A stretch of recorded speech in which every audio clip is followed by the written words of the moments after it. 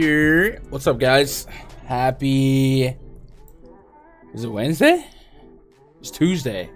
Happy Tuesday, March 7th. Why did I think it was the 8th?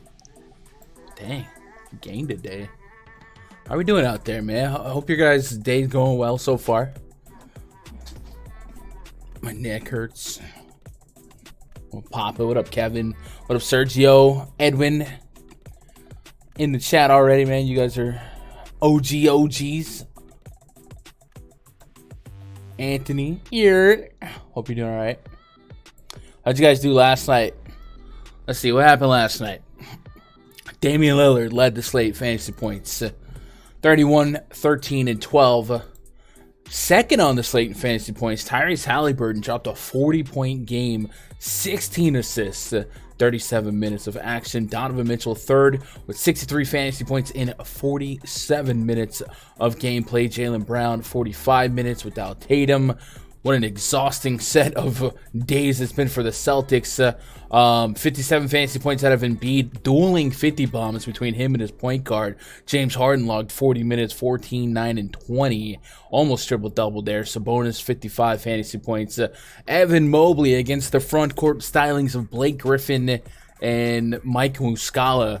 54 and a quarter, 3 blocks involved in that score. Kevin Huerter with 52 fantasy points. Late news is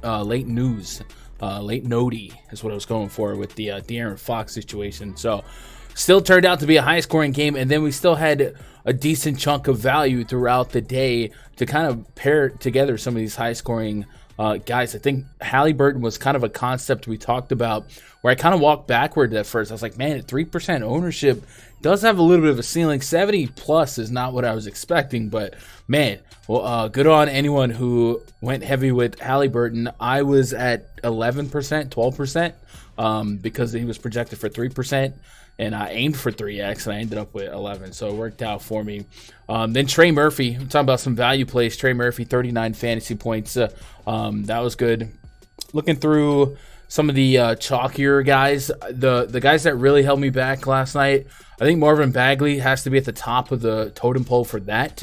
Was one of my highest owned stocking stuffers. 36 minutes from him, 24 fantasy points on DraftKings, was just not really that useful for me. And then I also had a ton of D'Anthony Melton, was just kind of underwhelming. So in a way, my value flopped and my studs studded. So it is what it is.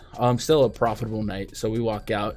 Prop wise, man, Cam Reddish over 23.5 fantasy points. That one, it started feeling virtually like, I know today's Taco Tuesday and they just ended the first taco, but man, that was like a taco on a Monday, how free that was. So hopefully we find a couple more freebies as we prop shop and do a little research for DFS, man. But I want to know how you guys are doing. Let me know how your night went last night, how your day's going so far today.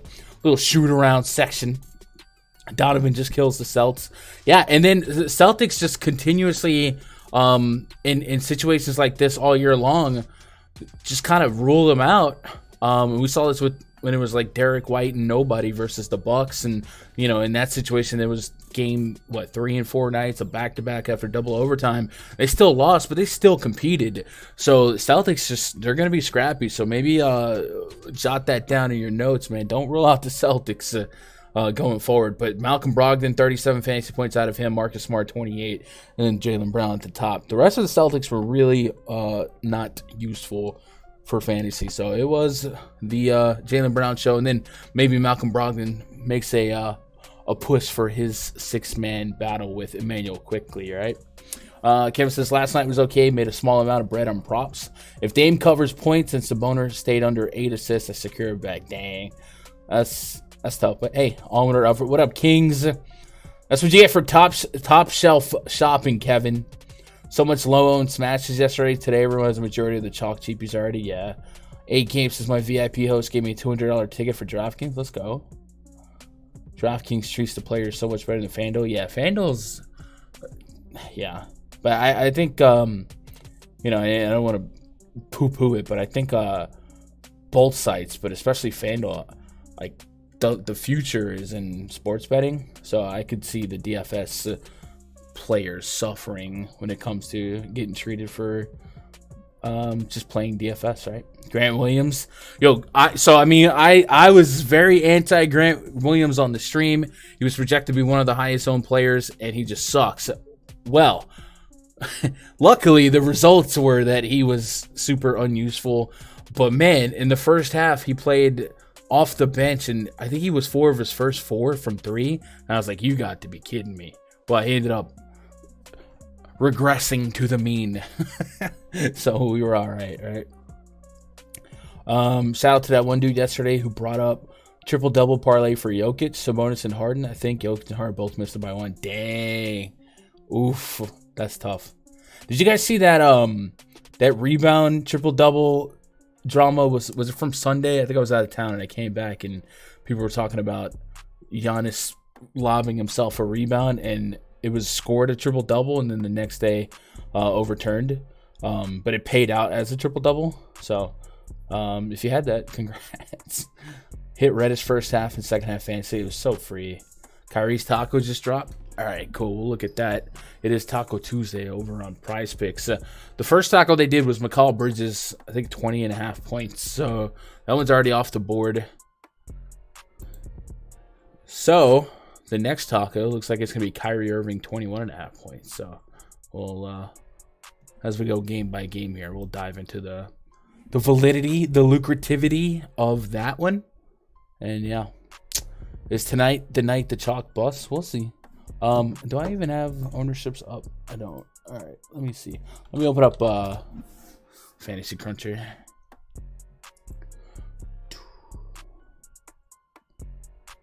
Like these little medium size slates. Hey, anybody, you know what's tonight? World Baseball Classic gets underway.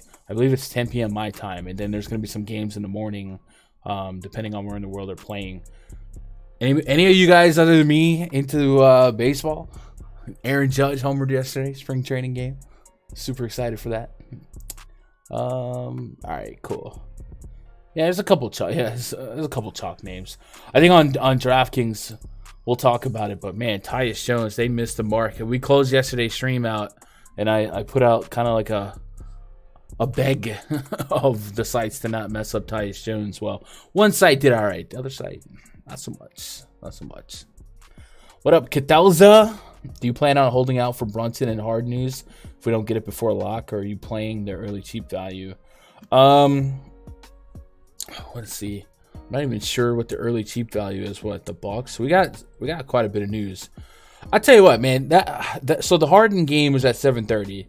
So there's a decent chance we have that information with enough time to react.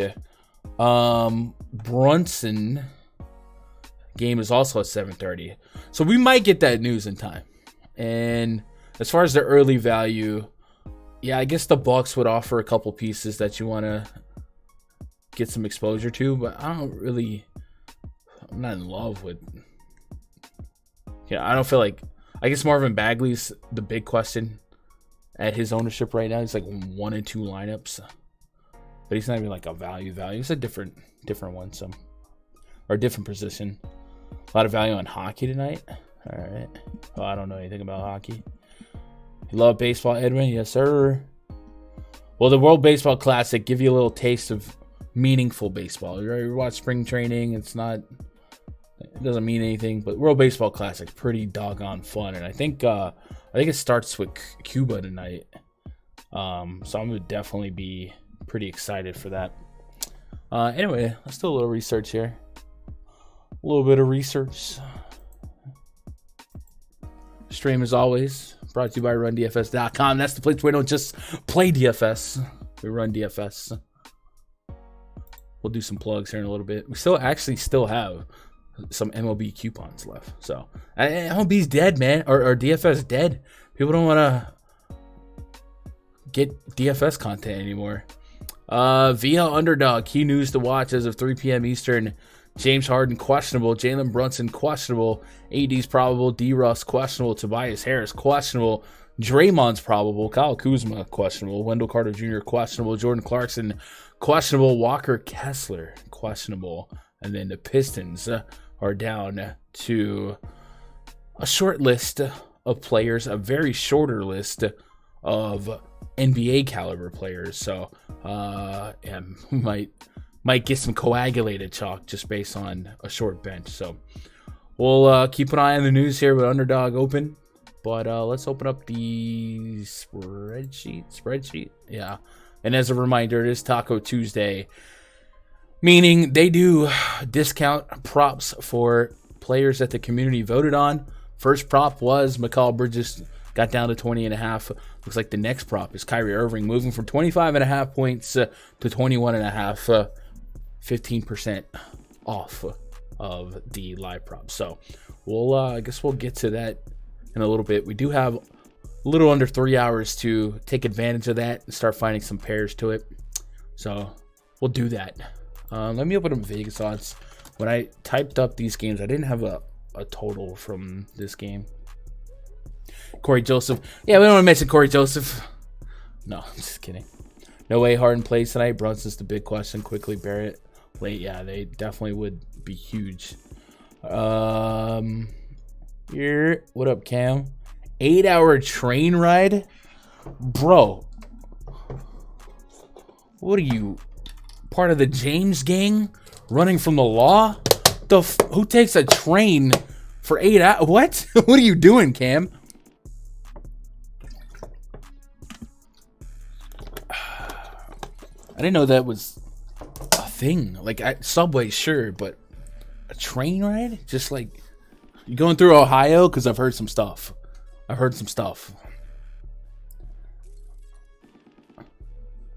Yeah, Bagley's going to have to be a goldfish memory situation. Washington, 10-point spread? No, wait.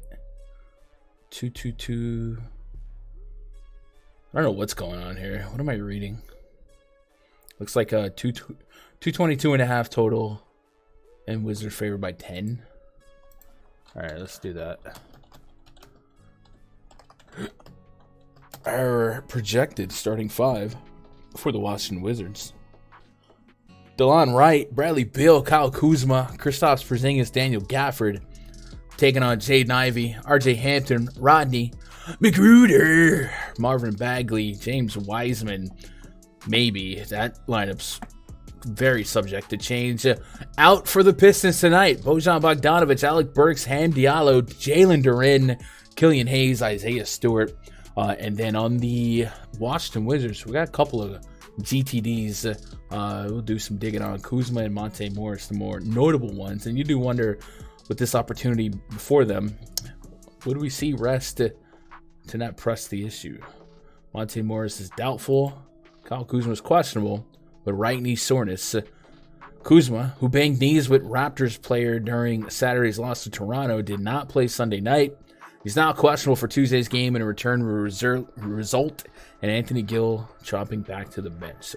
While Gill did grab 6 rebounds on Sunday, he only played 19 minutes. All right, cool. So if Kuzma didn't play, considering the matchup, Beal and Porzingis would get the biggest usage bumps there and become interesting. But you could argue that Porzingis is maybe efficiently priced. Maybe there's some meat on the bone here for Bradley Beal, though we have seen Bill's minutes kind of fluctuate, I guess, since a little bit before the All-Star break. Lately, they are trending towards old school Bill, so I guess we can just remove any of that pessimism that we had, as it seemed like the first half of the season, whenever they could help it, it's about 30 minutes. But man, 35 plus minutes here in X games straight. I'm a little bit intrigued with that. So if we do lose Kyle Kuzma and replicate what we saw on Sundays at Milwaukee, 30 plus shot attempts there for Bradley Beal. So certainly could be a fun spot to grab Bradley Beal for DFS at these prices. And let's see, do we even have lines from the board? No. Okay. Well, yeah, we do. Bradley Beal's at 24.5 real points. What about his fantasy?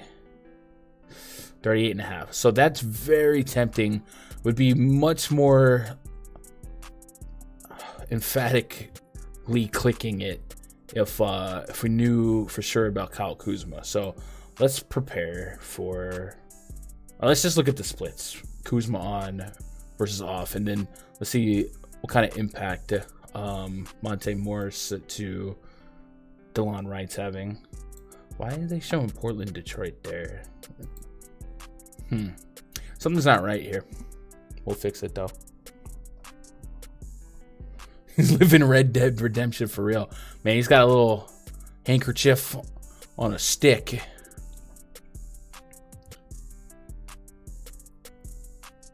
Just got here, only 20-minute break. Let's do it. What's up, Thomas? 20-minute break. Oh man, we're not gonna get much done in 20 minutes. I appreciate you stopping by though. What up, Ron? Rudy Gobert rebounds over. I haven't looked at that game yet. We're going game by game here. What up, Vic? Bro, what is happening here? I'm at the switch the source. The plugs, if you will. Like, for some reason they show Portland, Detroit, which happened yesterday. So I gotta go to tomorrow's schedule where Washington is. And it's slow. I'm gonna have to switch up on the research plug, man. I'm gonna have to do it. Let me click any other team. Is it just Washington? No, it's all right. Let's refresh all the way. Chilling like a villain. Let's go. It was either Amtrak down to North Carolina or an $800 plane ride. Plane ride almost won. Man, I've never been on a train. Dude, is this site just dead? Come on, bro. Never been on a train that wasn't like a subway. I think. I live next to train tracks. You guys will probably hear a train or two before the end of the stream. Let me just close that out and start over. Chat, you guys have any recommendations on off court tool sites? This site is starting to be tough. Those train rides are amazing. Took one from Chicago to Cali. It was beautiful. I think it would be fun to take a train ride through like a scenic, I don't know, like mountains and stuff like that. I don't know. All right, well, this is unfortunate. Does RotoWire have one? If RotoWire has one, I'll just use theirs. Let's see, RotoWire, NBA.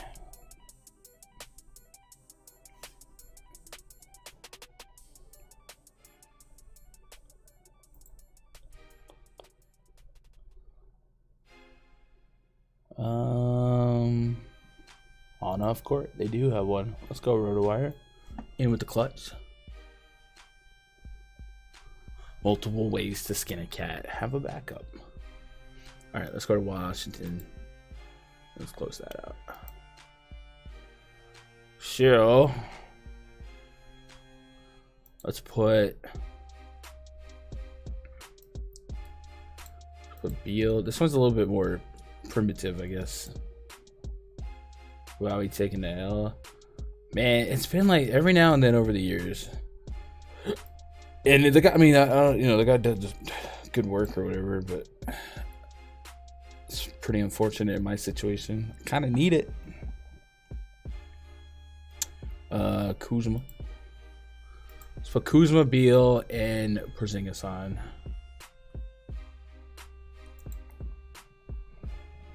Staten Island train to Tottenville don't count as a subway. Nah. I'm talking. Come on, bro.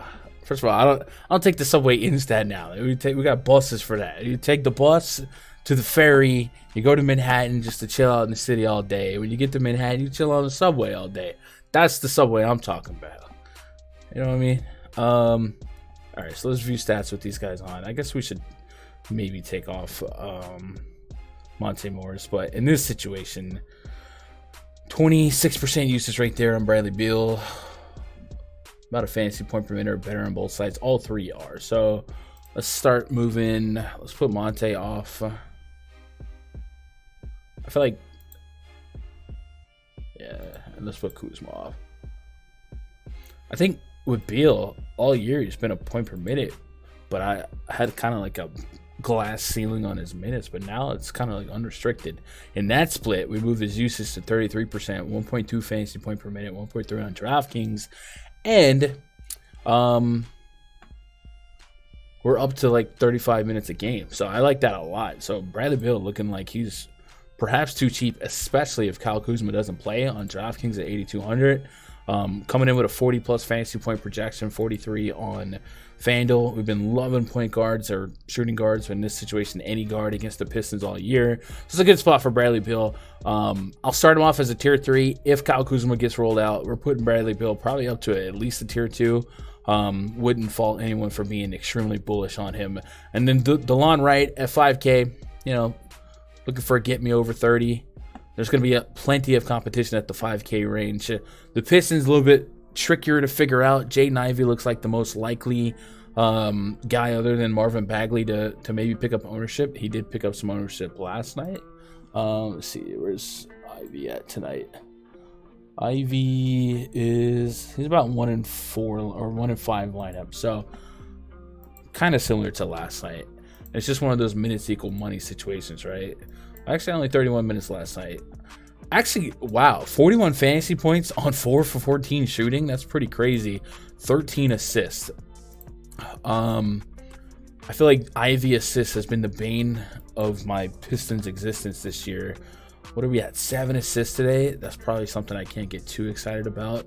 But he is at 33.5 fantasy points.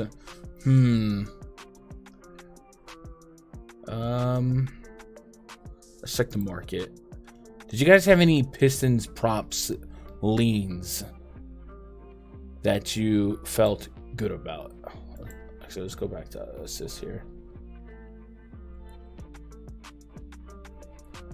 Anyone taking Mo Wagner if Wendell Carter Jr. is out? I don't mind it. So it looks like 6.5 is the line. It's moved up to 7. So a little late on that. Cool. All right. Let's just look at Detroit in general.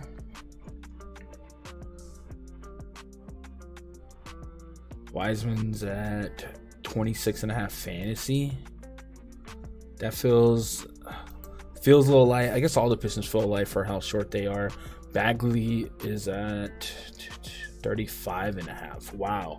That's extremely efficient, especially after last night's down game. I've got Bagley at 38, so it's competitive, but I like to usually have a bigger margin of difference between, usually like 5-6 point difference. In this case, not really that enthralled with it. So from a DFS standpoint, Bagley on FanDuel versus DraftKings, we're looking at 7K versus 5,500. So 5,500, pretty easy to get excited about. 34-minute projection on him. Him and Ivy lead my current projections.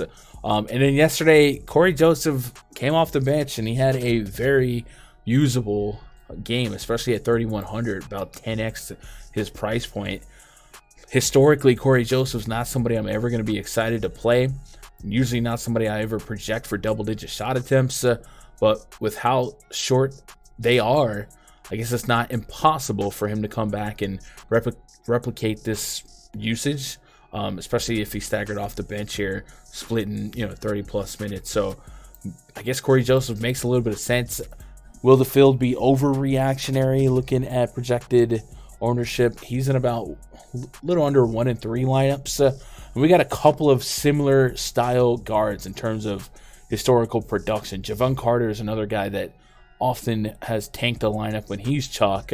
But I do think there is some nuances between when he tanks and when he doesn't tank. And in the situation without Middleton, without Drew, I think that's closer to the non-tanky performances versus when Drew is out, Javon's in, and Giannis is in, and then Javon just tanks lineups. So a lot of volatile chalk so far, and it starts quickly here in this Pistons game, right? Let's get caught up. What up, members of the body? Good seeing you. I haven't seen you around. Keep it smooth. I appreciate that. Game cancellation, is that what happened? Italian bread with cheddar, olives, lettuce, and ham. That's the Subway I'm talking about. I get the steak and cheese, brother. Ivy fantasy points. Yeah, I get you on the pessimism on Piston minutes. Tankathon feels like they would have to play him. What did we say his fantasy was? 33.5. Yeah, seems like he should compete for the over. But on this slate, we'll see if we can find some more warm and fuzzy clicks. Bagley got bumped down. All right, cool. What up, Brooklyn? Hope you're doing all right. What up, Mighty Saint? I hope you guys are doing all right. Man, we already have our 100 cats hanging out. Appreciate every one of you. I appreciate you even more if you just hit that thumbs up. And while you're clicking down there, you might check and see if you're subscribed or not. Let's see, right now we're at 8475. I don't think we're getting 25 subs today, but that means we're probably within 2 days away of 8,500 subs. And then the push for 9K begins. So I like that. All right, let's move on from this game. Oh, they should cancel the Pistons game. Nah, the Pistons. I mean, I'm sure if you could give the Pistons an option to forfeit, they would take it. They want losses here, so. But you can't. Milwaukee Bucks at the Orlando Magic. Projects 35 for the Bucks. Javon Carter, Grayson Allen, Pat Connaughton, Bobby Portis, Brooke Lopez taking on Markelle Fultz, Gary Harris, Franz Wagner, Paulo Banchero, Wendell Carter Jr. We got 227.5 total. The visiting Bucks favored by 2. Giannis out, Goran Dragic out, Drew Holiday out, Wesley Matthews out. And then we have, and what did I do? Why don't I have Middleton? Let's see. I put Middleton in that starting lineup, right? That seems, yeah. So we have one of those situations where there's no Giannis, no Drew. Looks like Middleton should play. Let's go to Milwaukee. Without running a test, looks like Bobby Portis, maybe Chris Middleton, even though he's still on a minutes limit, and then Javon Carter, probably gonna be hard to miss at that price point. What's up, Crispy? Hope you're doing all right. Bobby Portis props, yeah, we're gonna dig into that. And then somebody's got to pick up a lot of Drew Holiday minutes and potential playmaking. Dude, I don't like this.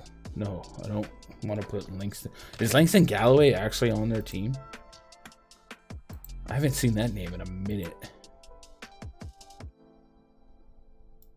This is tough. There's like a lot of guys I feel like they were there last year. There we go, Portis.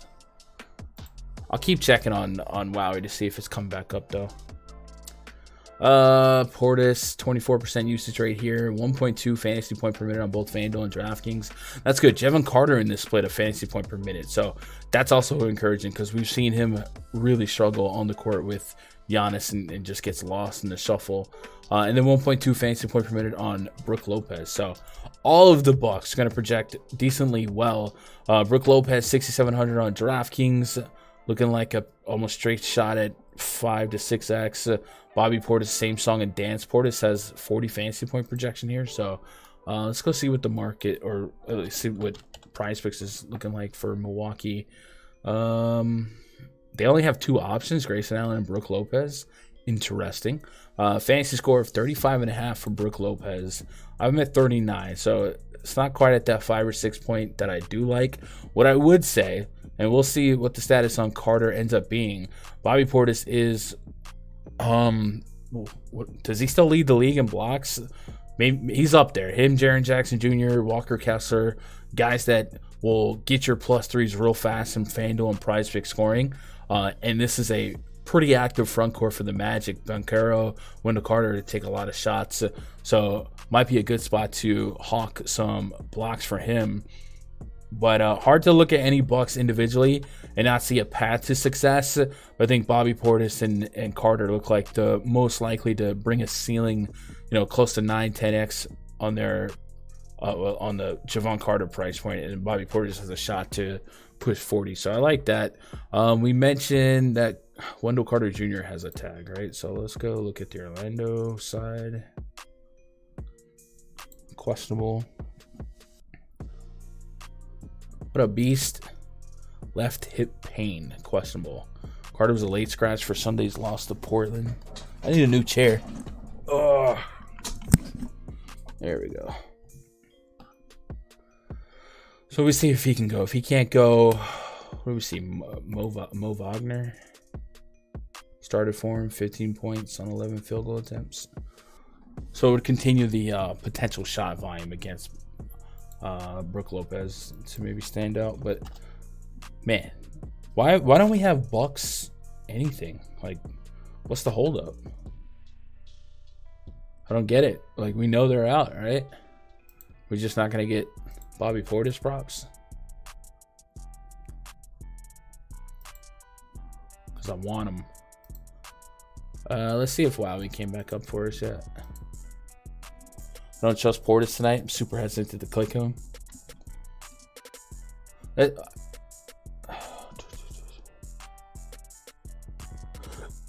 With all the value, I got SCA, Davis, Portis, and Jackson in. Let's go.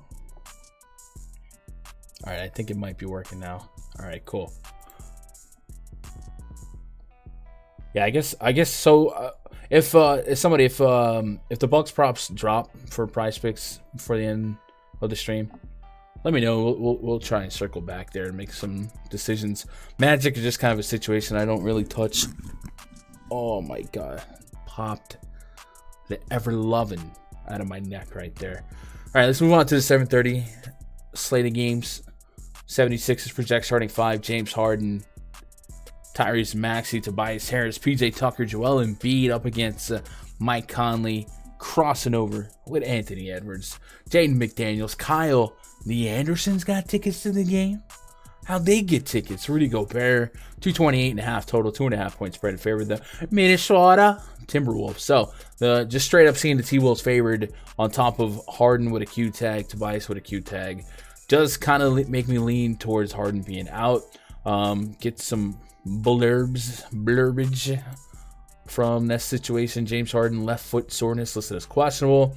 He's coming off a monster performance Monday, blah, blah, blah, blah. Tobias Harris listed as questionable. Left calf contusion, missed yesterday with it. PJ Tucker, questionable. Back spasms, missed yesterday's game as well. So, true news situation. And we know Doc Rivers. I don't know if I can do it, chat. It hurts. It hurts. It hurts. We know Doc Rivers, man. He's kind of squirrely with it. So in his pregame presser, James, how you looking out there? You good to go tonight? The strip club? You don't want to play? Anthony Melton's gonna draw the start tonight. Tyrese Maxey, we're gonna see if Toby can go, and then Joel, if the big man wants to play, the big man's gonna get out there and he's gonna play. It hurts to do that. So I don't know. I would guess with this spread that James Harden's likelier out than in. And if that happens, the Anthony Melton's really hard to look away from. So is Tyrese Maxey. Embiid is one of the highest priced guys on the slate. But with so much value, what is he, number 2 behind Luka Doncic? With so much value, it's going to be pretty easy to get to him. So I don't know. Probably want... on this slate, looking at some of the names, I'm going to go look at the raw fantasy point projections. Too accurate. Yeah, I can't. It hurts, man. I don't know how the man talks like that. Embiid came in 3rd for me in raw points. So he'd likely have to be he'd definitely have to be king of the mountain in raw fantasy score. Like, without a doubt. So, against Gobert, I'm not too concerned about that, but a little concerned about the travel. But the Anthony Melton would look really, really good. So hopefully this is a situation where we get the news before 7. But it feels a lot like a 7:01 situation, knowing Glenn Rivers is involved. So I do think maybe making an aggressive stance and assuming James Harden is out would be maybe fruitful. Although I do gotta say that I think our field is pretty sharp these days, so I can see a lot of people kind of making that stance. How far do I gotta scroll down to see Anthony Melton? It's not that far. No, it's pretty far. 1%. Yeah, we'll see if that holds up. Same with Toby. And if Toby doesn't start, if Toby's out again, this will be a unique situation. Jalen McDaniels, who started the last 2 games, gonna be up against his brother, Jaden. Aren't they twins? I think they're twins. So a little fun narrative to play with. Do we have any props for Philly? Probably not, right? We do. No, we don't. Why did it bring up the... Oh, yeah, we do. All right. Let's go Philadelphia. Embiid at 32.5. 4 assists, 11 rebounds, 56 fantasy. Everything seems pretty efficient. And that's all. So, looks like they're bracing for needles to be moved on Maxey and Melton without or with Harden. So, I guess we have to wait and see on that. On the T-Wolves side, Anthony Edwards, 9K-ish on FanDuel, 9,600 on DraftKings, looking for 50-plus fantasy points. Certainly a guy that's been playing minutes. I mean, they leave him out there, and him, pushing that 30% usage rate. Pretty much kind of like the Tyrese Halliburton situation yesterday, where if he's going to come in at a low enough ownership and I'm managing a large enough portfolio of lineups, then I want some. And just like yesterday, about 3%. So, I mean, that's just really, really low for a guy that could play 36 to 39 minutes at that much usage. So we'll put him in the back of the player pool, tier 3. No one else really screaming at me. I've seen you guys mention Rudy Gobert a few times. I'm kind of on the fence about that. What's the lines on Gobert? 11 rebounds. That's one of the lower rebound props I've seen for Rudy, and 33.5 fantasy. What's the market? Jaden is better. What's up, King of all trades? Hope you're doing all right. 11.5 with a little steam on the under. So in some spots. So BetMGM, DraftKings, Caesar, minus 127 on the under. So we talked about this yesterday. What is it, Kev? 5 pick flex is essentially minus 118 odds. So if you're just looking for a little bit of a odds value versus a select book, there's a couple books where minus 118 would be better if you're on the under for Rudy. Like I said, is one of the lower numbers I can recall for Rudy, but it is what it is. Yo, Feedy, thank you so much for the sub. I hope you're doing all right. What does the props projection have Gobert at? 13.7 rebounds. Oof. So that's all over the road. Does he have a poor history against Embiid? I'm sure they've got plenty of sample. What up, Maine? Did you guys see StatMuse tweeted out Jeremy Sohan splits by hair color? That's gonna be a thing now. I think they retweeted somebody else that did it though. Rudy Gobert, DKP by game log versus. We might run this both ways. Jordan pulled 3 free throws. And that total with as much ball handling as he has, I can see it. Last couple games for Rudy. 28 minutes, 29 minutes, 38 minutes. That's going back years ago. So I just wanted to look at something recent and focus on foul trouble. 5, 4, and 5. A little bit of foul trouble. I don't know. I don't really have a lean on the Gobert situation. So if you're just odds value shopping, the under has a little bit of value. But for DFS, I'll take a little stab at Edwards. And then we got to wait on Sixers props. And this might be a tight window to get in on some Sixers props. So I guess just doing a little bit of preparation for who might benefit the most if Harden's out. Let's put Harden on the court. Please work. Please work. Embiid. Let's go Maxey. There we go. It looked like it's starting to... It's wanting to work. So I guess Toby's a question mark too, but focusing on Maxey Maxi's at a 0.6 fantasy point per minute, 17% usage rate in this particular split. Let's take off Harden, and then we'll look at both. We'll look at just straight up. Maxi goes to 0.8, 20, or excuse me, over 1 fantasy point per minute with a 28% usage in 276 minutes. I guess we'll throw Melton in the mix. So Maxi would become, looks like a great shot at a big ceiling at a suppressed price. And we've already seen him kind of outperform this price point quite a bit lately. Throwing him on the court with Melton does kind of degrade it a little bit. 0.9 fantasy point per minute, but still kind of underpriced at 5,800. So if we're going to throw 35 minutes of close to a point per minute production, we're going to get 30 plus fantasy points. So definitely makes the player pool. And if we can get Toby out of the mix, makes it that much more enticing. So just something to prepare for if and when the Harden news does drop, you know. Any interest in Shake Milton if Harden sits? Yeah, he opens up quite a bit. Bare bones mid price. I would assume Melton starts. I'll tell you what, because Melton has been starting anyway, right? With in Tobias's spot, and then they put McDaniels in Tucker's spot.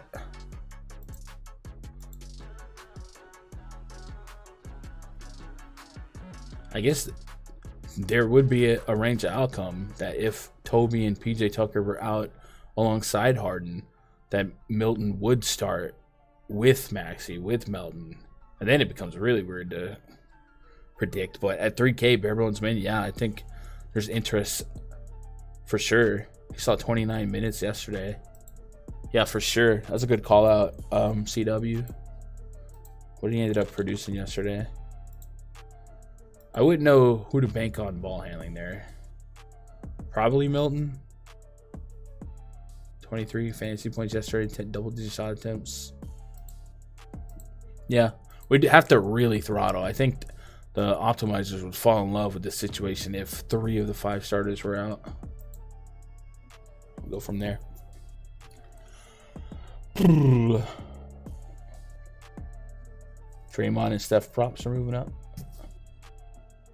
Grab Draymond's rebound and assist at 14.5. Going to bump it to 15.5. Okay, good call out. So we'll pause for the cause here and look at that real quick. I guess we can't because I don't have PR lines here on Odds Shopper. That's fine. We'll get to it. I trust Kev. Kev's a grinder, so that's a good call out there. Kev was on the Max Strus 1.5 threes yesterday. Hornets at the Knicks. Project starting 5 for the Hornets. Terry Rozier, Kelly Oubre, Gordon Hayward, PJ Washington, Mark Williams taking on Jalen Brunson, Quentin Grimes, RJ Barrett, Julius Randle, Mitchell Robinson. 226. Our total 10-point spread in favor of the Knicks. Jalen Brunson, questionable. Getting caught up on that situation. He's questionable with left foot soreness. What are the odds on Embiid's triple-double? I don't know, but I probably wouldn't bank on that one because they still have plenty of ball handlers. Left foot soreness. So he didn't play Sunday. Anything about him practicing? No. Okay. If he can't go, we saw Emmanuel quickly skyrocket. So pretty significant news considering the matchup. Quickly, Grimes, Barrett, Mitchell Robinson, Julius Randle started in that double overtime game against the Celtics. And would assume a similar lineup tonight, right? If he can't go. But I don't really have a verbiage swaying us one way or the other. 10-point spread kind of putting us on the edge of comfort. Anyway, if he does play 8,400, that's a price with some meat on the bone. And then quickly, he's been shot up to 7.3K on FanDuel and about 5K on DraftKings. I have this theory that somewhere around December, FanDuel hired a new head of pricing because FanDuel used to be the site where you could play whoever you wanted on NBA, and now value is so hard to come by. And, looking at a situation like this with Emmanuel quickly, with Tyus Jones, and I'm not complaining. I'm just saying there's been some drastic philosophical changes, it feels like, when it comes to value here. So what? Even if Brunson is out, Emmanuel quickly is 7,300. Not really a smash insta-click play, right? So DraftKings makes him much more obtainable, but even at 5K, you know, he's got to carry a load there. So good matchup no matter what. Hornets. Out of the Hornets, logged a little bit of a sample size now without LaMelo. We could put Rozier and Oubre on the court together.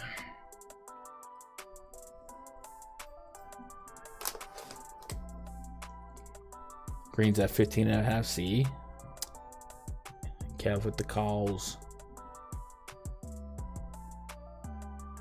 You like Mitch Rob props? I can get behind that. Super soft matchup. God dang, bro. This site is like really not liking life today. All right, let's go back to RotoWire.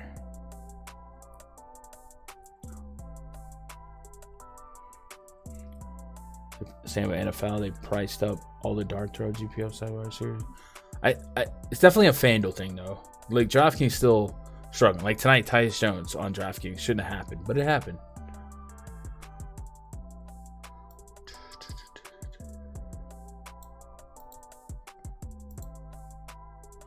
I have to find another. Does anybody use a tool like this from whatever sites? Like, so I have RotoWire and AMF, but AMF has been so unreliable lately. Is there like a one that you guys would recommend? Is what I'm getting at. What am I looking for? I'm looking for Kelly Oubre, right? Yep. Mellow. Fudge.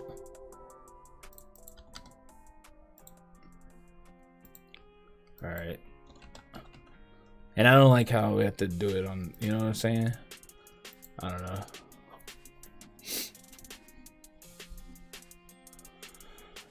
Rozier leading the team in usage, 30% usage. Oubre's at 20%. Hayward's at 19%. How about, do we get, they don't track assists. We can do assists per 36. Man, I don't love it. I like the assist percentage better, but Terry Rozier's at 7 assists for 36 minutes in that split. 5 for Gordon Hayward. And then everyone's basically a point per minute-ish other than Hayward at 0.7. So it's kind of stabilized a little bit in terms of sample size. And you should see big minutes if the game stays competitive. So we might be able to get behind some of these props. Something that we have identified against the Knicks all year, though, has been their funnel defense that pushes shots to the three-point line, and that's convenient because the Charlotte Hornets have a couple of guys that we like for three-point props. So, namely Rozier and Oubre. Do we have the 2.5 as an option today? Let's see. Oubre, 2.5 3-point made for Oubre, and what about Rozier? No, it doesn't look like we have one for Rozier. All right, how much has Oubre been chucking lately? 4, 9, 10. Let's see what the market's on for these three.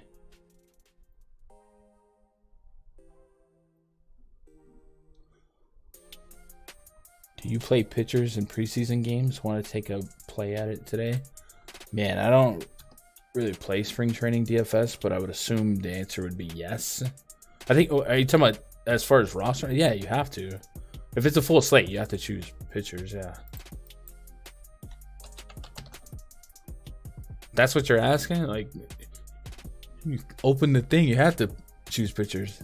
Minus 157, 160 on over. So if it were to be offered on PrizePicks, it'll probably be at 3.5 at that point, whatever. But Oubre's on the board, and there's a little bit of steam on the over, not a ton, pretty linear with what the odds would be, that minus 118. But we do like 3-point shooters against the Knicks. Mentioned it before, but the Knicks are one of the best teams at restricting points in the paint, and they see 42% of opponent shots are 3-point attempts. And guys like Rozier live to take 12 to 15 shot 3-point attempts in this spot, right? So yeah, I guess Oubre would be the only lean there, right? He's second on the team in 3-point attempts per game. PJ Washington, but that doesn't feel fun.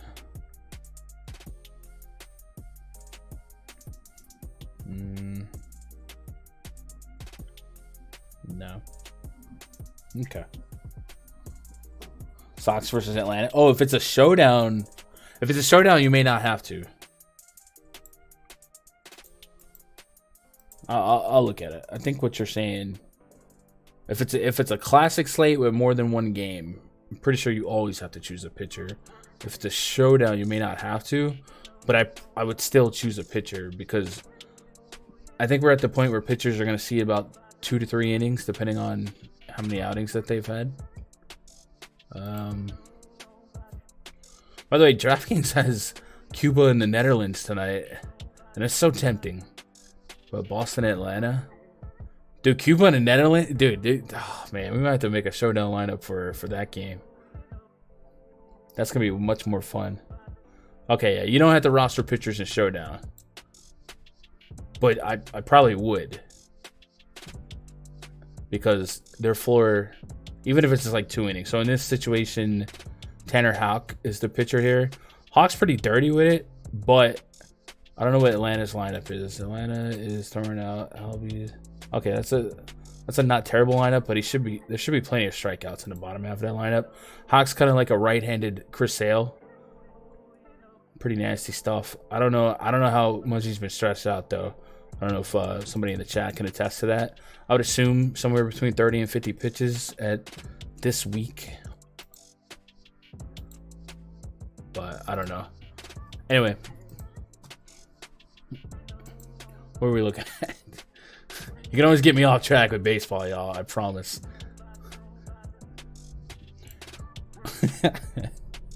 But I will definitely be playing some showdown for the WBC tonight, man. I love baseball so much. Julius Randle, 49 fantasy points for me on the PrizePicks scoring. Let's see what they got.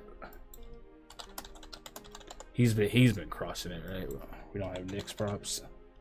We do. Okay. 27.5 points. Good for him. 46 fantasy points, so that's pretty appropriate. Only about, yeah, that's really close to what I got. Do we have a 3-point prop for him? We do. It's at 3.5. Wow. I mean, he's chucking, bro. I think he's averaging over 8. Mitchell Robinson, 32.5 fantasy points. Front court against the Hornets has been a Honeywell all year, but I think that's an efficient line. Do we have 11.5 rebounds? That's kind of efficient as well. I don't know, man. I want to get some action on a front court against the Hornets, but I feel like all these prices are pretty doggone high. Free throws?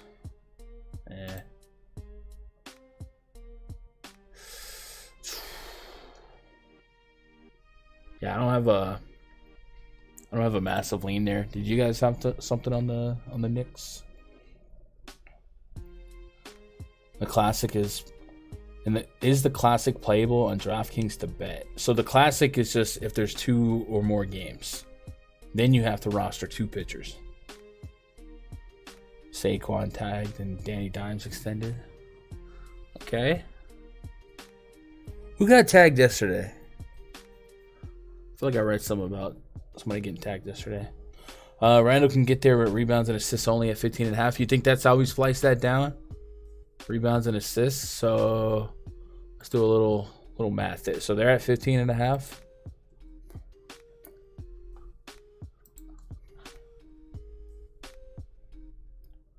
We were thinking like 10 6. I don't know. Randall 9.5. So implied for 10.5.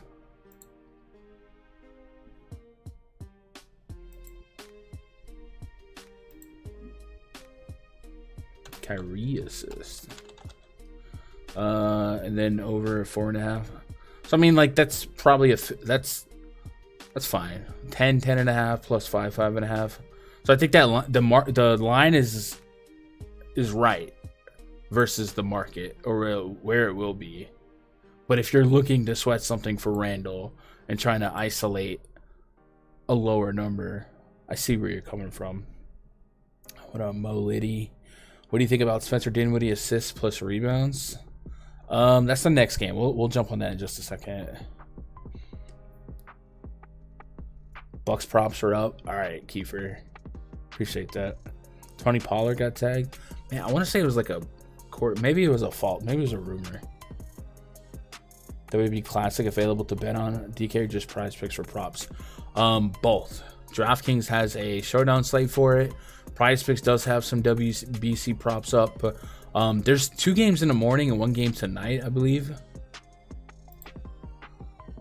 They had way more props than this yesterday. Oh no, this is for today. I'm stupid. I clicked MLB. They actually have a WBC tab. Yeah, they do. Ooh, we have pitchers. Dude, these strikeout props are so low, but they probably play a couple innings each, right? Total basis is probably where it would be at the most.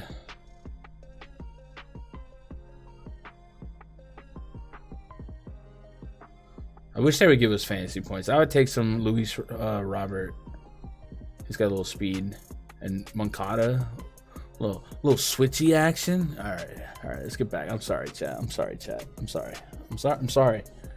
Blame Vic, man. He keeps asking about baseball. Josh Jacobs and Tony Pollard got tagged yesterday. Oh, okay. Ingram. I think Ingram was the one I read about. What up, Carlos? The center against the Hornets matchup's not what it used to be? Man, I don't know. I feel like they're still going off on the Hornets. How do we quantify this then? Let's see. Is this stat usable? Centers. DKP by game log versus Hornets. Let's go 10 games.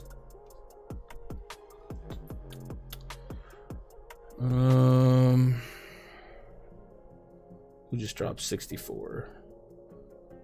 Just looking at it. 33, 64, 62. Who was the 64? The hiccups. Was it Wendell Carter? 12-9? No. Maybe it's combining him and Banchero. Maybe it's just Banchero. I think the Hornets are just really, really bad.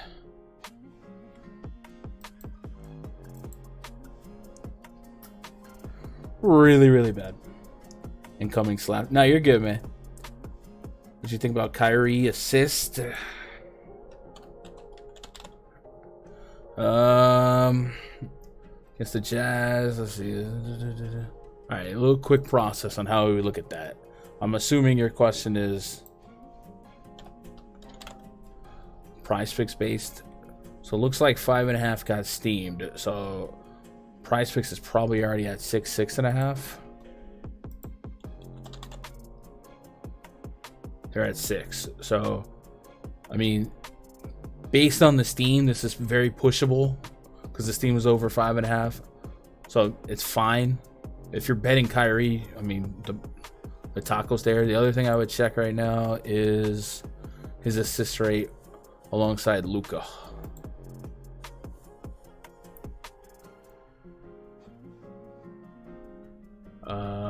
And AMF still struggling? No, okay. Let's just put Kyrie on the court.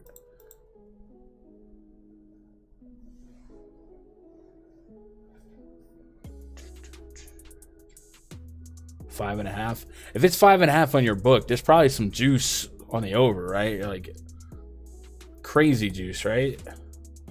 So he has a 27% assist rate. So it's not terrible, but it's not like elite. So like I would still, because of the matchup, I would still lean the over at 5.5. And obviously the market has pushed it at 5.5, so I would be on the over, but I don't imagine you're getting a good price on it, right? It's got to be like minus 140, minus 150. This is minus 160 on over at BetMGM, minus 155 on DraftKings, minus 160 on Caesars. So I'd be on the over, but I don't know that it actually has value because of the VIG.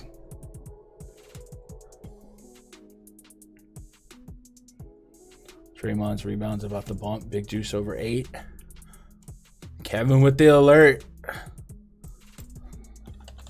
So to double down, Draymond is at 8 rebounds on PrizePicks. Looking at the market. Oh, fudge.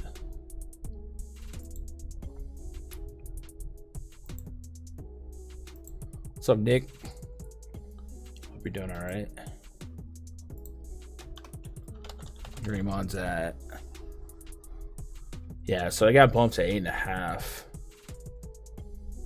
So 8 seems like it's in push position right now, and there's a good chance that 8.5 becomes the line on PrizePicks right now. So odds value on Draymond, 8 rebounds. This won't be up for long. Good call, Kev.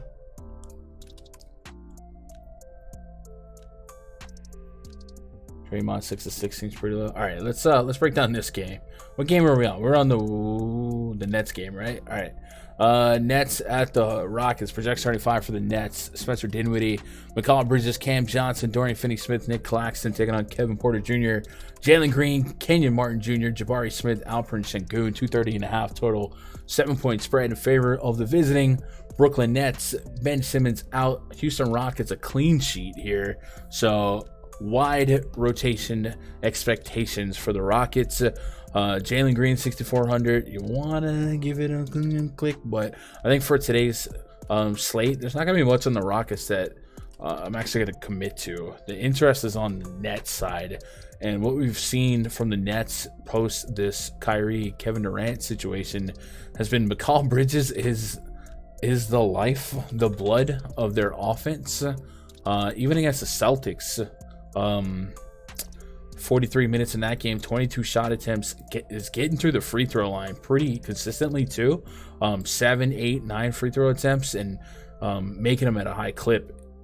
Today's taco, the first taco was down to 20.5.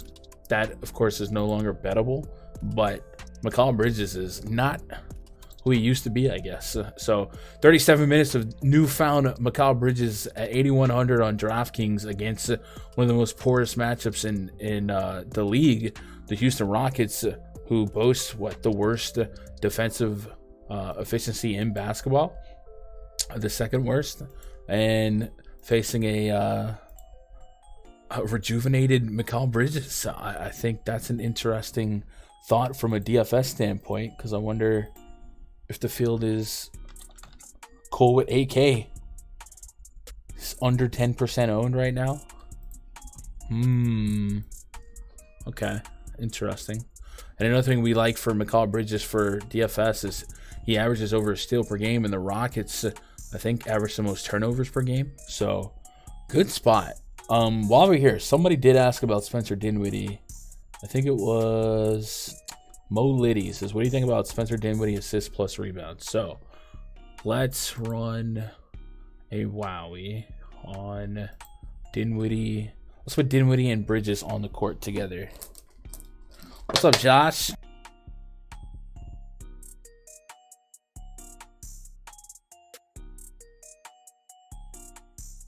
KD 2.0 for Bridges. That's great.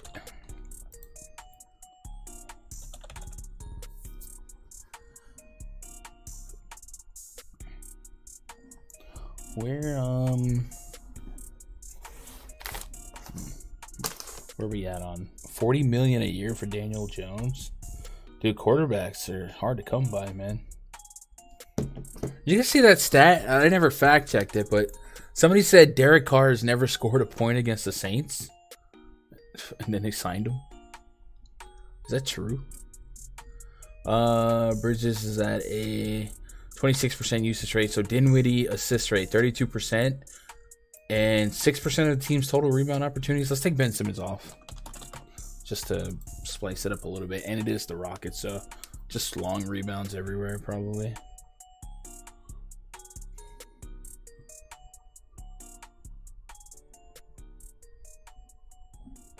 $59 likes. Let's get to 100, y'all.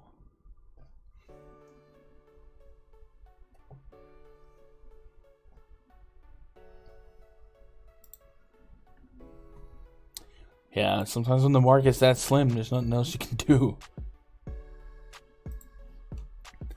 Yeah, it stays around 6% of the team's total rebound opportunity. So the question was assists plus rebounds for Dinwiddie. And that line is 10.5. So you're needing 4 rebounds for Dinwiddie. So let's go to Dinwiddie. Juice is on the under. So you're probably getting a bad line value-wise. What about the assist? You might just take the assist if that's the case. Cam Johnson night, this guy under 7.5. Has that moved down to 7 or 6? It's not even on the board. Huh. Indubitably. 35.5 fantasy. I'm at 44. Almost a 10-pointer. Guys, I just realized I haven't typed anything in the notepad for stuff to attack, man. It's been that kind of tricky so far. That's a 10-point discrepancy. I gotta nominate it over, what do we say, 35.5 fantasy. Kind of same game parlay it. Yeah.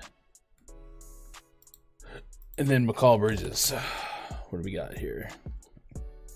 39.5 fantasy. And I like this even more because of his ability to get some stocks.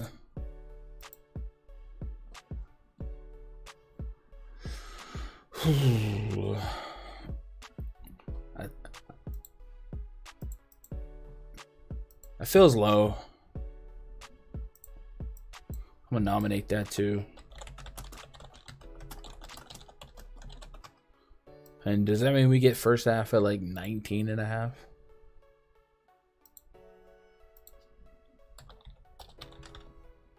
Any Bridges over 23.5, Kyrie over 5.5? All right. 19.5 is exactly the line. 19.5 first half for Bridges. What is his rotation in the first half? He's just playing.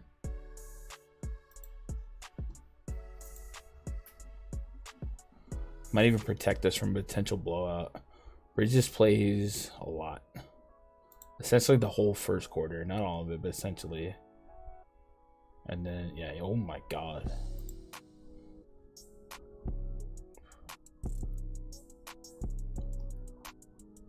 Might be able to hedge that to his first half.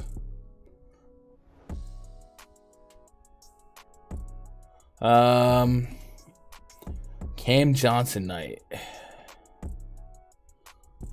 For DFS or just in general? I'll be honest, all of the Nets are actually projecting pretty well. Like all of them. Even Dorian Finney-Smith might be usable at 4K. Claxton, how do we feel about his minutes? Because centers against Houston, especially with the rebound potential. We want some Claxton rebound action. He gets blocks too. And I believe the Rockets allow the most blocks per game. Don't quote me. Let me double check that.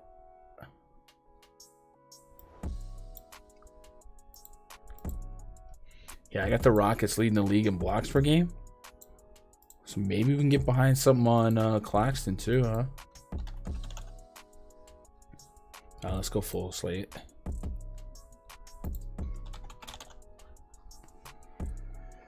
$34.5. That seems right. Not as drastic of a difference as I have, but still enough. 11.5 points, 9.5 rebounds. So that seems kind of low. But what do I know? Nick Claxton represents. Dude, there's a lot of double-digit rebound opportunity, guys. Kind of vulturing each other. D. Thank you for the sub, brother. Hope you're doing all right. 14.6% of the team's total rebound opportunities for Claxton. What's the market at on Claxton rebounds? Bridges should hit 24 plus tonight. The game probably doesn't blow out, and Bridges should honestly push 30. So in spots like this, I get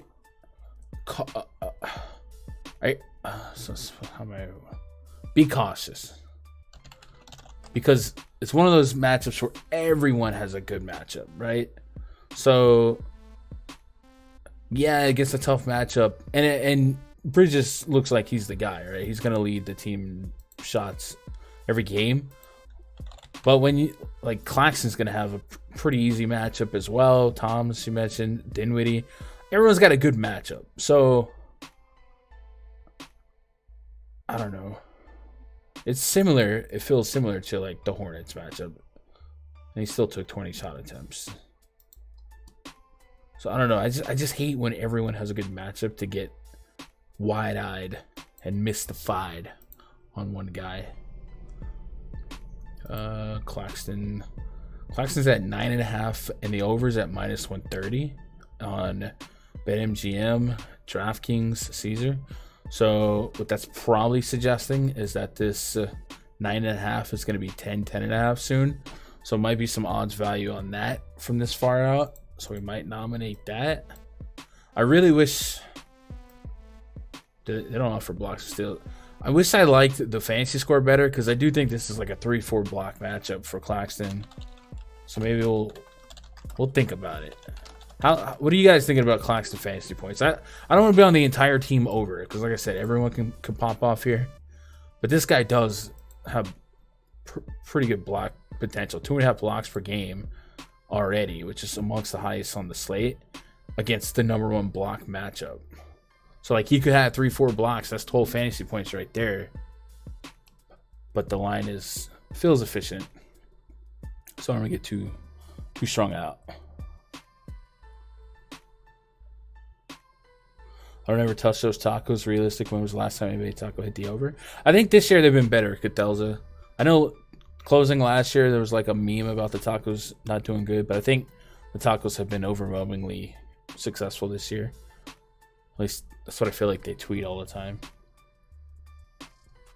Falcons not pursuing Lamar Jackson. Yeah. I really probably am just fully avoiding the Rockets. It's definitely for props, but for fantasy, man, I just don't know what to do with their minutes. Yes, I don't expect Claxton to score a lot, but it is one of those matchups where I believe they allow some of the most points in the paint as well. Actually, not really. Rockets really don't. They allow a lot of fast break points. A lot of fast break points, and that's correlated with the turnover problems that they have. Right, turn the ball over, starts the fast break. Let's see, turnovers. Houston leads the league in turnovers. Golden State second, really. Afraid the tacos? No. This year they've been better.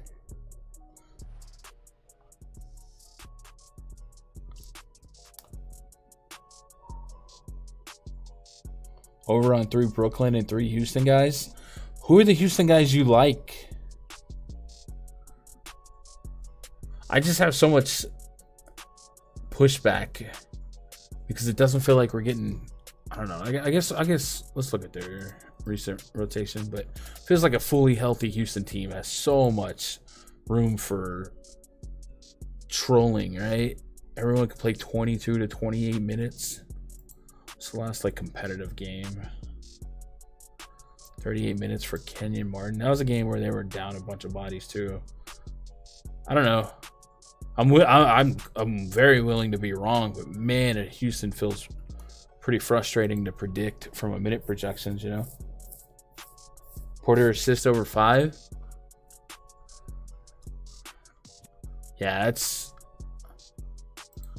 that's what your bad knee's telling you, bro. I definitely ain't gonna talk you off of that. Let's see. I mean, we can just see what the market says on it. What's up, Amazement? How are you? Looks like the juice is under 5.5. So I guess that's what it moved it to 5, and that's the adjustment.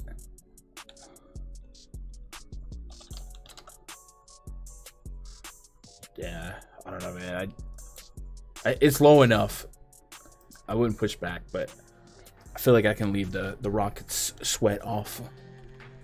Where are we at here? All right, we've got 3 games. All right, let's do 2 quick plugs. Somehow the 2 MLB coupons that are left haven't been used yet. So if you're out there lurking, you've been thinking about it, you want to lock in for the whole year at the best rate ever presented at rundfs.com. You can grab that year pass and take $100 off the sticker tag. So 500 basically becomes 400, and then you also get that $150 credit towards Fantasy Cruncher. Coupon code MLB, boom, $3.99. Good deal there. You could also just lock in for a month, a week, 2 weeks, something like that, or lock in until the MLB All-Star break, which is July 11th. And you get $100 credit towards Fantasy Cruncher there as well. So I think the best bang for your buck is the year pass. And if you want to get in on the tacos, PrizePicks, or you want to shop different props available, and you don't have sports betting where you are, No House Advantage, Thrive, PrizePicks, Underdog, any of those sites, sign up using code GUNDACKER. They show some love, help keep these streams for free, and then you also get double your first deposit up to $100. So that's the plugs. And while we get back into the action, if you wouldn't mind, hit that thumbs up for me. We're at 71. The amount of thumbs up is the amount of points that the team chat has scored in this ball game. So don't be under 80. Come on, bro. You guys should be scoring 150 every night. You're the best offense in any YouTube chat on the platform. The best offense. Like I see Kevin lobbing it to Vic. Vic with the slam. Cam doing the Jose Alvarado. Hide behind the ref. Steals the ball. Comes back. Passes to CW. Off the rim to Ostastic. Windmill. It's the best offense in any chat on the platform, bro. We should have 100+ likes, aka points ever. Holiday out. K's out, Burks out. Yeah, we had a lot of that already, right? Let's see. Nothing's new. All right, Warriors at the Thunder. Rizek starting 5 for the Warriors. Steph Curry, Klay Thompson, Dante DiVincenzo, Draymond Green, Kevin Looney taking on SGA, Josh Giddey, Lou Dort, Aaron Wiggins, Jalen Williams. 243 is our total. 4.5 points spread in favor of the visiting Golden State Warriors. What's up, Jay? 200 likes? I don't know, man. I don't think we'd ever get 200 on a live stream, but that would be cool. I mean, we do get 300+ viewers, so like probability-wise, it's probable or possible. But I don't know, man. I don't think this chat has it in them, or these viewers have it in them. What's up, Darren? You're ready for baseball? Big juicy total. Draymond has a tag on him, but markets are moving his lines up, so I feel like bettors are pretty confident he's gonna play. Let's see what the blurb is. He's probable. Okay. A Kyrie taco looking tasty. Sore left hand is probable. All right, cool. And then OKC, man, 4.5 point dogs. You know, they're better than people think they are. Offensive efficiency is pretty solid, and these are 2 of the fastest paced teams in the league when it comes to pace rating. So the 240 total is telling us we should have some interest here. And where do we start? Yeah, 2 of the top 3 in pace. I guess SGA would be the starting point as the guy that probably plays the most minutes in this game if it's competitive, and probably has the most isolated and the highest floor for usage. So for DFS at 10.8K on FanDuel, 10K on DraftKings, I probably need him to be top 3 in actual scoring. Probably would love him to be top 1. In the raw projections, he came in 4th behind Joel Embiid, Anthony Davis, Luka Doncic. So I think everything's relative to pricing, everything's shaken out just fine. And like we said, today could be a better chance for value, especially at point guard. So he might keep his ownership down comparing or because of what else is available. We see him at single-digit ownership. So, yeah. So, for DFS, we got a couple high ceiling guys that are coming in under 10% owned. So, SJ does make a lot of sense in that capacity. Past him, we have no Jalen Williams, who has been a pretty productive part of the Thunder as of late. Has even seen a bit of ball handling, 5, 4, 7, 8 assists out of him with 20-plus real points in the last 4 games. So have to make up some volume and some usage in his absence and probably some efficiency. And I don't know that the Thunder have somebody not named SGA that can replicate this type of efficiency. So I don't know. I don't know if I agree with this 4.5 point spread. Aaron Wiggins might slide in for him. I guess Dario Saric has a shot here, 3,300 to make up some of the slack here, but we get real wishy-washy real fast. So it would probably be SGA and a couple shares of Josh Giddey for me if I had to get there in DFS. And on the Warrior side, Jordan Poole still kind of high price in the return of Steph Curry. Curry 10.1K on DraftKings, 95 on FanDuel. Klay Thompson still kind of high. The guy that seems most obtainable from a DFS standpoint in range of outcomes is Draymond Green, and past him, maybe some interest in Steph Curry because of the ceiling that he presents. Let's see, 32 minutes, 33 minutes, and actually just 32 minutes in that first game back. Could he have gone a little bit longer and made a couple more shots? Possibly. So maybe a little bit of Steph, but easy to just like SGA for the same, if not more. So that's the read here. Now that's the DFS read. What do we got for props? Oklahoma. What is SGA's real points? Like 30 and a half? Yeah. Ooh, that's up there. 50 fantasy points. We have him at 55. So probably a little top shelf shopping. Wouldn't really want to get too attached to that. But if you project this game to stay close, it looks like, he would have to be the major catalyst in that happening. And does Giddey make up some of that Jalen Williams ground? So his PRA is at 32.5. What's the market saying? Giddey over rebounds and assists.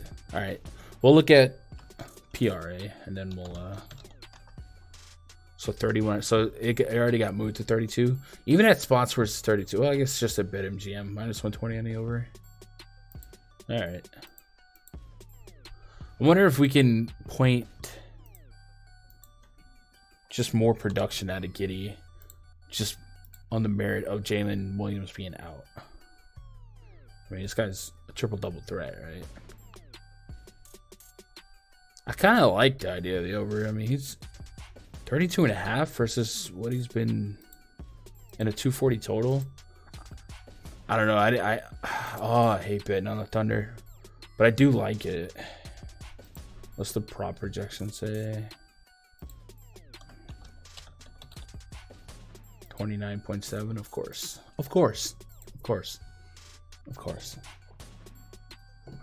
What Milwaukee value since Greek and Holiday are out? Carter, Portis, maybe a little bit of Middleton. But Middleton has to be really efficient, but he has been. But Carter would probably be the best points per dollar value, if that's what you mean. How the subs looking? Oh, by the way, chat. I'll go to my profile. If you follow me on Twitter, 8480, 20 subs away from 8,500. Filling up fast. A season-long baseball league. 10 teams, $100 PayPal.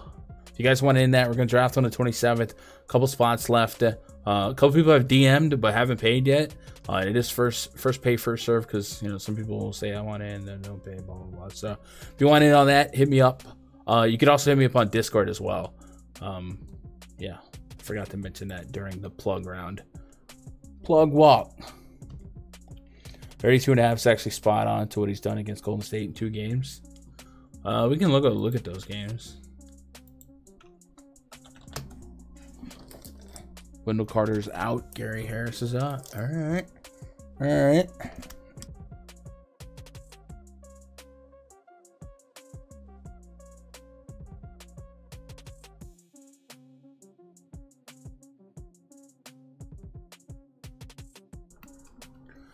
So Orlando stuff's still up there, guys. You see it. Wendell Carter Jr. has been ruled out. Gary Harris is out, but most notably Wendell Carter Jr. This is not going to last very long.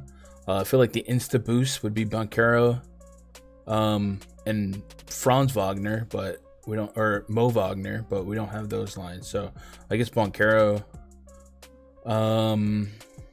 35 fantasy points would take the over, maybe.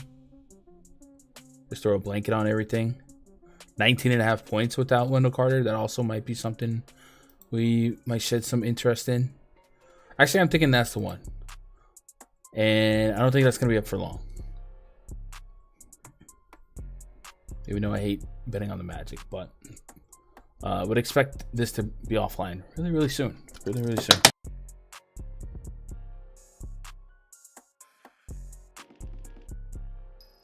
What's up, Charles? Charles in charge. What we were doing? We were looking at Giddey against the Warriors. DKP by game log versus Warriors. Let's go last 3 games. Already bumped Magic prompts. They anticipate Carter being out. Oh, okay. Okay. So February and January. 29 minutes in those 2 games, though. Do we expect Giddey to be more like 35 minutes?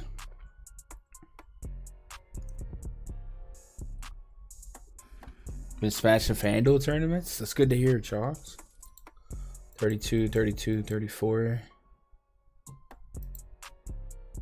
And in these games, they had Jalen Williams, and SGA.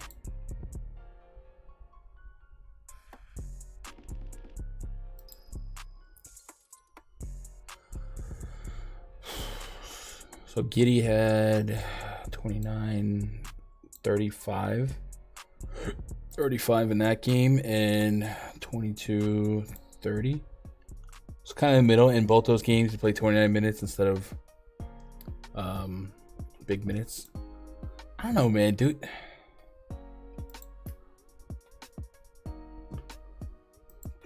Do we really think the Warriors are just 4.5 point favorites against Jalen Williams? Was pretty efficient cog in the wheel here. I don't know. I've been underrating. OKC is pretty underrated. I think they're the best team on the season against the spread. So maybe they're just tired of getting spreaded. What's their net rating on the season? I actually have a plus net rating. I actually have better net rating than the Warriors, but I don't know. I guess with and without Steph Curry could be a big difference. It just feels... I don't know. But I would lean the over on that Giddey prop, but I don't get too attached to the Thunder. Jazz at the Mavericks. Project 75 for the Jazz. Jordan Clarkson, Akbaji, Larry Markkinen, Kelly Olynyk, Walker Kessler, Ranger. Taking on Luka Doncic, Kyrie Irving, Josh Green, Reggie Bullock, Dwight Powell. Got 238 total. 9.5 point spread favor of the home team Dallas Mavericks. Do have a tag on Kessler. And correct me if I'm wrong, was Jordan Clarkson added to the injury report late? Let me go look at that. I feel like I remember reading something about Clarkson. It might have been nothing. No, he was. Okay. Midday Q. Fourth finger sprain. Boy, alliteration. I'm assuming they mean ring finger. But you could also assume he has 4 sprained fingers, bro. Just not even in a row. Just 4 random fingers. Had dealt with a thumb issue last week, which kept him out of the game. Dang. That thumb's not even a finger. His hands are all jacked up. This is stupid. This bit has gone on too long.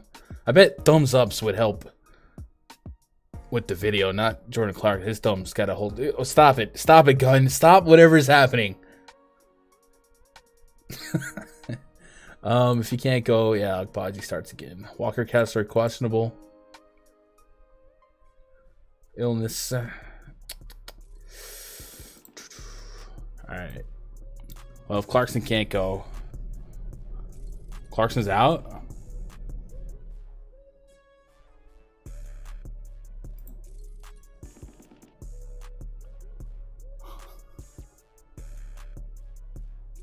Are you sure about that?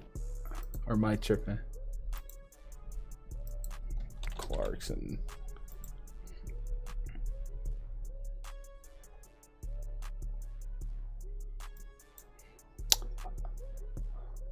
I think they downgraded him to questionable at 230.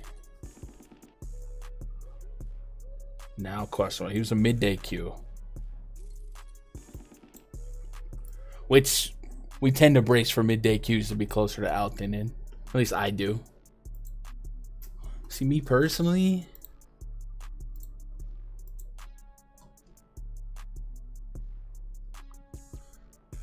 if he can't go, that would be another THT night? Taylor, Horton, Tucker, THT, Chris Dunn. Yikes. Laurie Marketing continues to be a pretty decent shot at value on FanDuel. DraftKings, I think it's efficiently priced. And if Walker Kessler can't go, I wonder what this lineup would look like. Because I guess it's plausible for Olynyk to play the 5. I guess they do have Damian Jones, Rudy Gay. I'd be curious to see what if they didn't have Clarkson and Kessler today, what could this lineup look like? Because you could put Markin and Olynyk at the 4 and the 5, and fill in Taylor, Horton, Tucker, and Chris Dunn. I guess plausibly. Just thinking. And on the Mavs side, Luka and Kyrie, 2 guys that apparently can coexist. We've seen them have dueling 40 real point games. Getting a really good projection for Luka. I think he's at King of the Mountain right now. Yeah, on the slate. Got him 6 points above number 2 against Utah. Makes a lot of sense. And there's been a lot of hoopla about these guys not winning games. They should win this game. And it should be on the back of Luka. So I don't think we want to shop any Luka props, but I am curious to see what they put his fantasy score at compared to my projection. 55. I'm a little bit above that. I'm at 66. God dang. How do I have an 11-point discrepancy on a 55 fantasy point projection? That's crazy.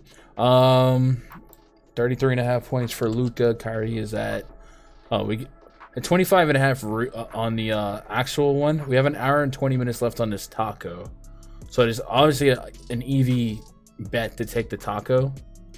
But I am curious to see how EV the baseline is. And then, of course, that would make the taco that much more EV. Basically, I want to see if there's steam on the over. Bee colony invading a home in the attic. God dang, Kevin. Good luck. A little steam on the over at 25.5. And we've actually seen this line move to 26.5. So this taco has extreme value based on the market. So you should definitely be getting in on that in the next hour and 20. And if you haven't signed up for PrizePicks, use code Gundecker. Do it. Dunn and THC haven't played alongside each other ever. I feel like they did the other night. But I also feel like it wouldn't be a 1-to-1 because it's such a fluid situation. Dunn and THC played alongside each other in the first quarter of the last game. Right?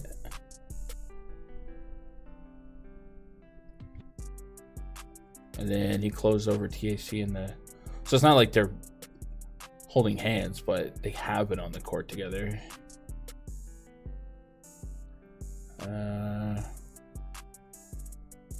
But for the most part, yeah, there's not a ton of overlap.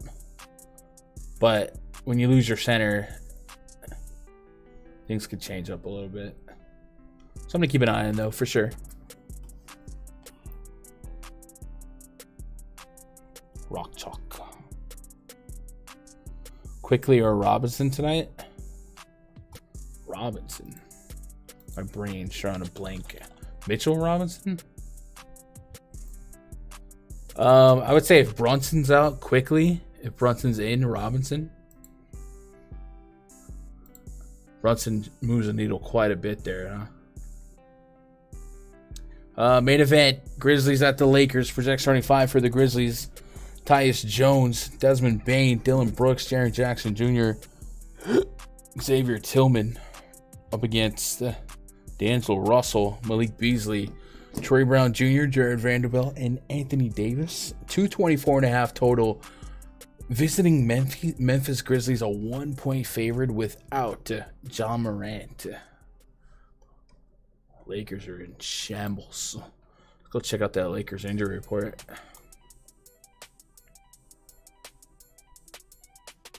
Questionable tag on D. Russ. Sprained right ankle. He's missed the Lakers' last 5 games, but this is going to be the first time he's been listed as questionable since going down during the team's February 23. Okay, cool. 80's probable. Tyus Jones is $4,900 on DraftKings.com. That's a problem.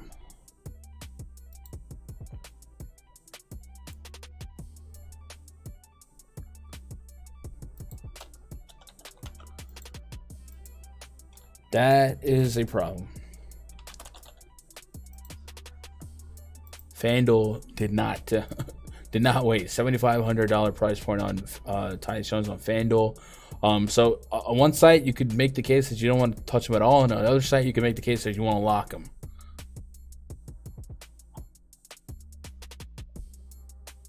There we go.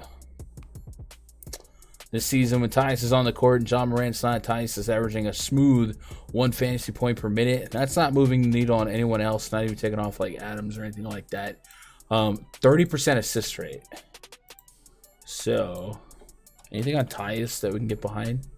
7.5 assists and 34.5 fantasy points. Well, I have him at 35 fantasy points, so that's pretty efficient. The assists feels efficient as well. Let's do a couple of sticker tests. Tyus Jones assists by game log without Ja Morant last 15 games.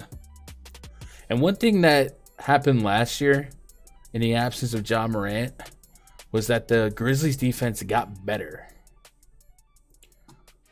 Yeah, it's up and down. There's a couple overs, a couple unders. So 7.5 is probably efficient.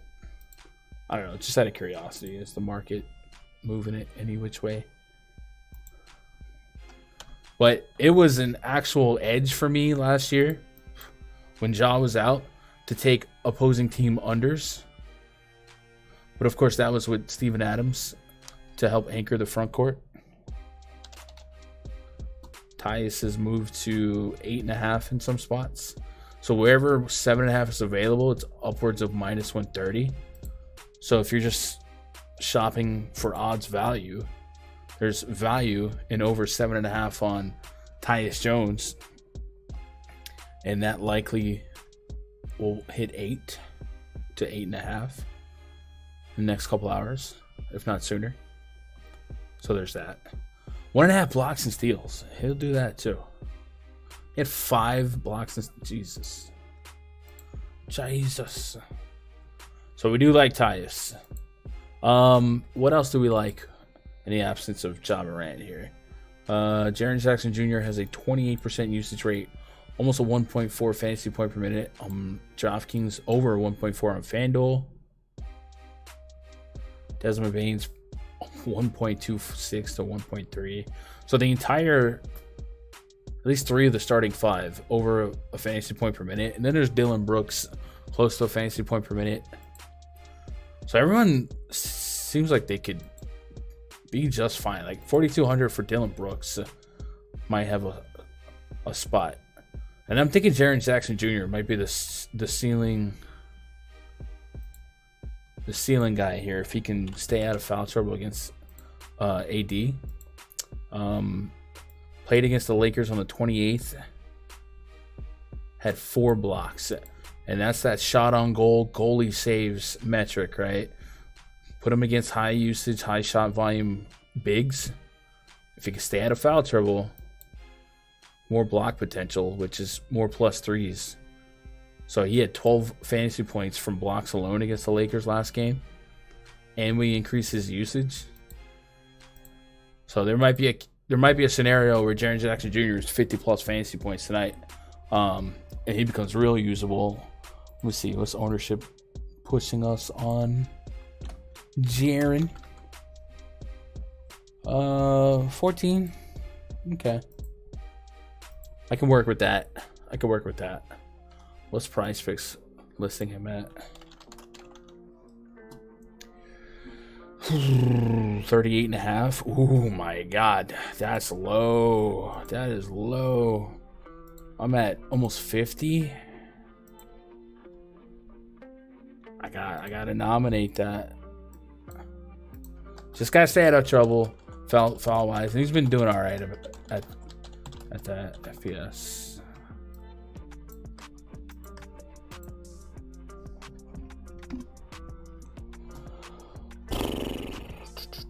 Ja Morant, man, I hope Ja fixes his life. If the 777 on FanDuel doesn't fill, it's a must join. Been paying out like the top 26 from overlay. God dang.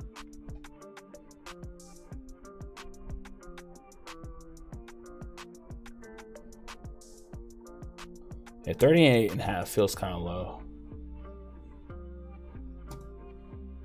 I mean, even, let's see. What's their PRA? 27.5? Let's go to PRA from the market. Like the main pessimism is stay out of foul trouble against AD, but like he's been able, we've seen him up against AD, up against Joel Embiid, some high usage guys. He's been able to stay out of foul trouble. 27.5, some juice on the over. Yeah, I don't know. Like you just equate that on average to fantasy points alone, and we're at like 33, 34, right? If not more. And a couple plus threes. Yeah, I'm on the over. Bro, I don't know what this Vinny thing is. Let's just go ahead and get that out of here. 1.5 free throws for who, Jack?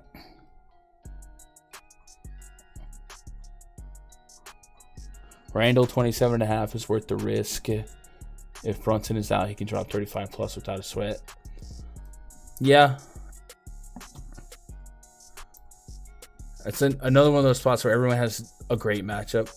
But I don't disagree with what you're saying, because he could clear that with Brunson in. But I don't, like, just from a EV standpoint, I don't feel like I have to make that. You factor the AD matchup into Triple J's projection. I mean, I think about it, but I can't project foul trouble. But what we can do is say, hey, man, he's gone against some high usage bigs, right? Jokic, 31 minutes, 4 fouls. AD, I'm assuming AD played that game. We'll fact check it in a minute. He did get the 5 fouls, but that was on 32 minutes and 4 blocks. Jokic again. I guess he got in foul trouble that game. Has he faced Philly, right? Yeah. Embiid, 33 minutes, 4 blocks. So it's the risk reward for sure. But as trepidatious as we are with him staying out of foul trouble, we can point at several scenarios and matchups against high usage front courts where he was able to be on the court for 32 minutes. So I'm just going to trust it. Tyus 1.5 free throws. Dude, you know, Mikal Bridges too, man. What's this free throw prop at if we have one? 5.5. Man, it's been getting to the line, but stay away from that. So 1.5 free throws from perhaps a 33+ minute point guard needs to draw 1 foul. I can get behind that. Let's see. We have free throws here.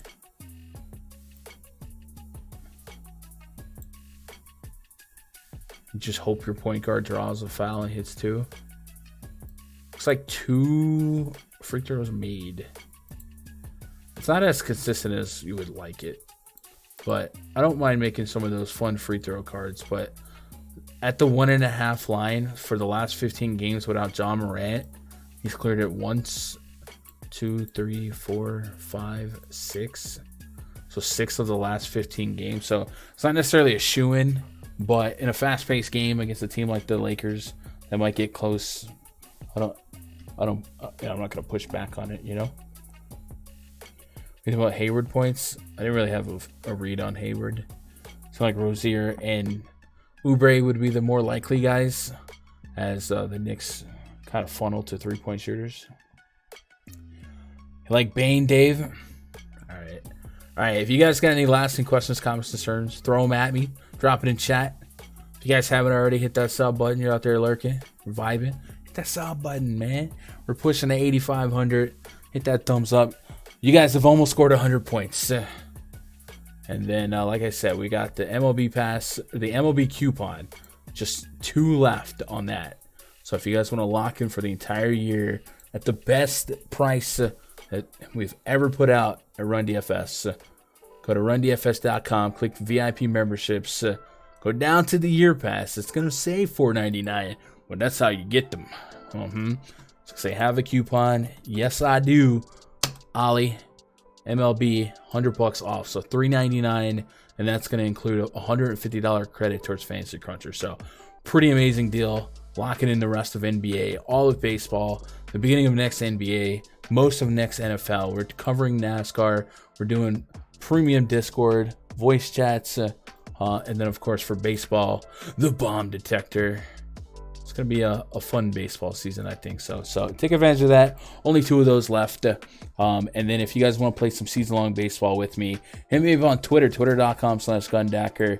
We got a few spots left in the ESPN season-long league. It's a $100 entry via PayPal.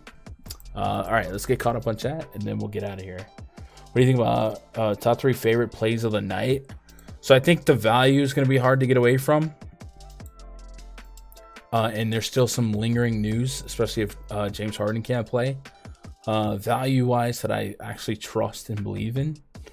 Tyus Jones on DraftKings is probably going to be in every lineup for me. And then as far as the ceiling gang,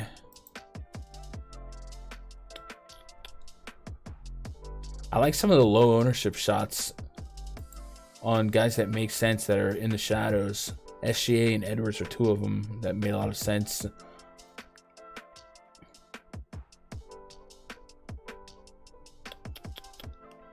And then, of course, the Bucks chalk. But if I had to build a lineup right now and have 3 anchors, it would absolutely be Tyus Jones. 100%.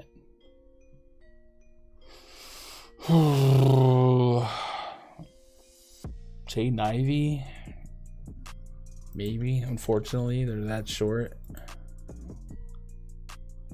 And then Claxton's really doggone cheap on DraftKings, but I don't want to put that in a quarter.